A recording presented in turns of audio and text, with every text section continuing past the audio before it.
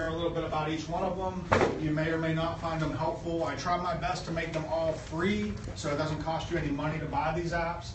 And they also work on Apple, Android, or if they don't work on whatever device you have for some reason, you'd be able to just go to these websites and use their services. So, I try to make it as easy and simple and works for everybody and all that good stuff. So we're going to go right down to 10.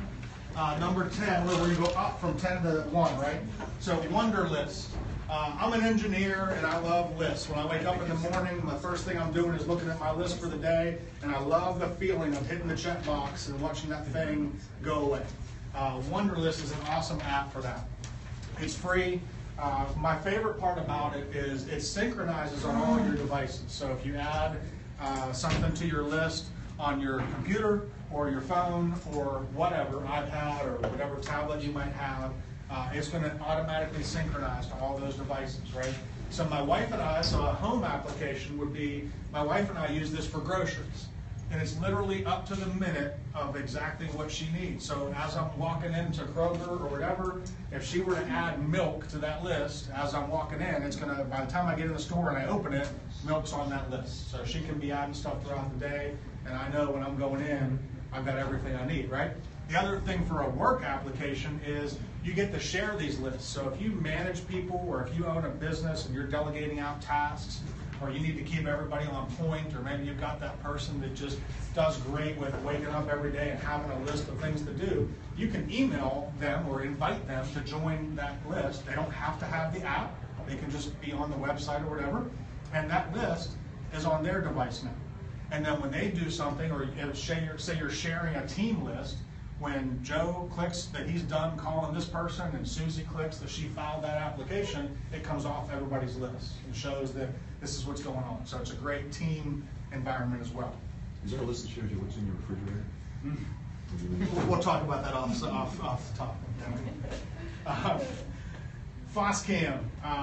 So there's a caveat to this. It's a free app, but the cameras are not free, right? You have to buy a camera. No one's going to give you free cameras. But these are IP cameras, awesome for home and professional use. So you can't really tell, it's a little bit blurry, but so I use it at home as a nanny cam. I've got 3 toddlers, right?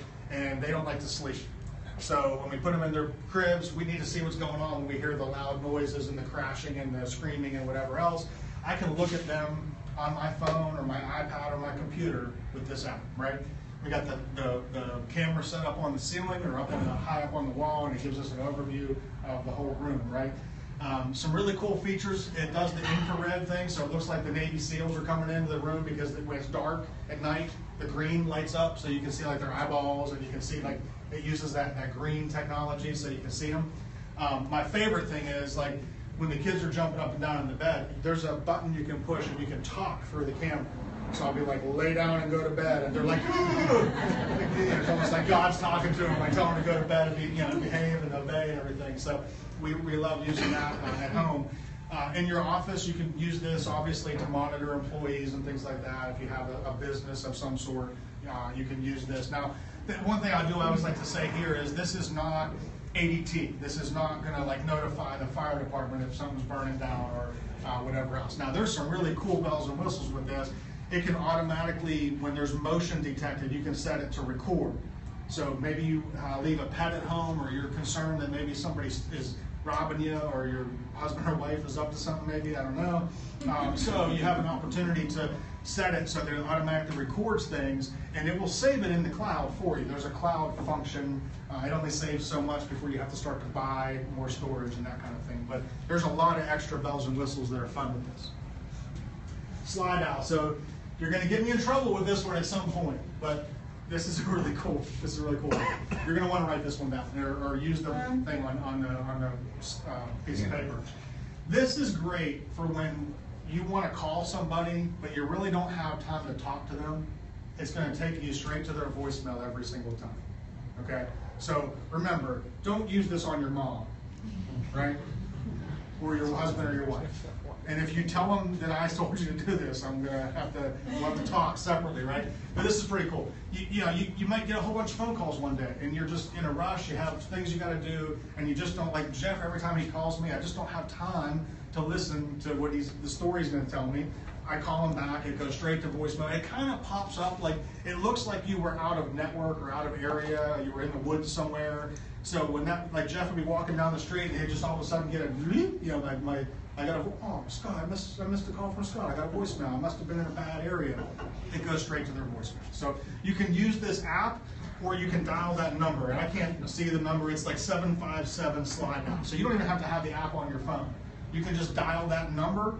You can save it as a contact in your phone and call that number, and then type in that person's number or whatever, and it will automatically send you to their voicemail. It's kind of good if you just don't have time to call people back, and you can still stay connected at some point, put the ball back in their court. Maybe you go, buy yourself some time or whatever it is. Evernote. I could talk about this for a full hour. Anybody use Evernote? Yes. It's fantastic. It's a free app. They recently changed it. You can only do it on 2 devices, I think, before you have to start to pay a fee or something, but it's still free for at least 2 devices. Awesome. You can put anything you want in here. You can take notes at this meeting. If you met somebody, you can snap pictures of business cards if you want. You can snap pictures of PDF documents, all kinds of different things. You can forward emails to it. You get like an Evernote email address, so you can like forward emails to it so it remembers those emails and stores them for you. But the coolest part of it is it's a searchable database. So the one thing that I use for my on my personal life, my favorite photos. Because I don't know about you, I got like 13,000 photos on my iPhone. And you're always at that function, and you're like, Jeff, I got to show you the picture of that one time. Oh man, I don't know where it is. There's 13,000. I'm flipping through or whatever else. In Evernote, you can be like, that one time I was in Vegas with Jeff Wynn, and that it's going to pop up and show you that thing that you've saved, that picture, or maybe you've got the birth of your kids are in there, or whatever it is that you want to save. You can create a little note, and whatever you call it is how you can search it. So when you're there, you pull down a little search menu, and everything you want to see pops right up because of that searchable database. That's the best feature of Evernote. Thanks. Thumbtack. So this goes both ways again. So the first way you would do it is if you're looking for a service. So most of you probably own a home or live in one at least, right? And you're looking to get your rooms painted in your house, or you got some plumbing work that you want to do, or whatever it is. You can put a quote on, so you can go to Thumbtack and request a quote. Now, I don't know about you guys, but sometimes, especially, and even in Mount Juliet more than other areas probably because of the growth, you're trying to get a quote from a painter, right? You got to make 15 or 20 phone calls to maybe get 6 calls back. 3 people will make an appointment to come to your house, and 1's going to show up. So you're kind of stuck. You got to deal with that one guy or gal, right? So with Thumbtack, you go in and you type up the little quote that you're looking for. I want to get 5 rooms painted. This is how many square feet. This is the color. Blah blah blah. And you can be as specific or non-specific as you want. And it's going to go out to everybody in your area that wants to quote that business. And then within 24 hours, you're going to get 5 quotes back from legitimate businesses that want your business. One of the reasons I say legitimate is these are people that they have to pay to quote you. Now, it's only a couple bucks, so it's not like they're breaking the bank.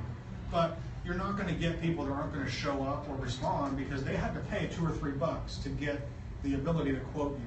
So you know you're going to get someone that's going to respond, show up, call you back, that type of stuff. So on the flip side of this, if you have a service, now maybe your business doesn't have a service that this is perfect for, but maybe you teach piano lessons on the side. Or maybe you're a math tutor, or maybe you're a whatever.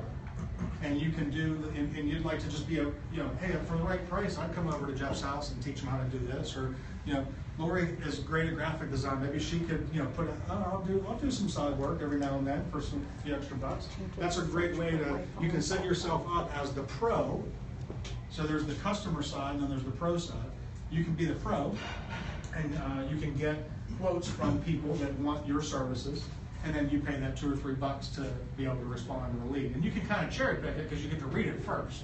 before you have to respond. You don't have to just say, okay, I'm paying $3 and whatever else. So, Question. Yeah. So is it the cost that makes it thumbtack different from something like a home advisor? yes, yeah, the fact that the contractor or the person is paying you to give you a quote, so it kind of raises the level of people that are willing. Like, if they're paying $3 just to send you an email, basically, then you know that person is probably legit. Yeah, and that's kind of how it plays out, right?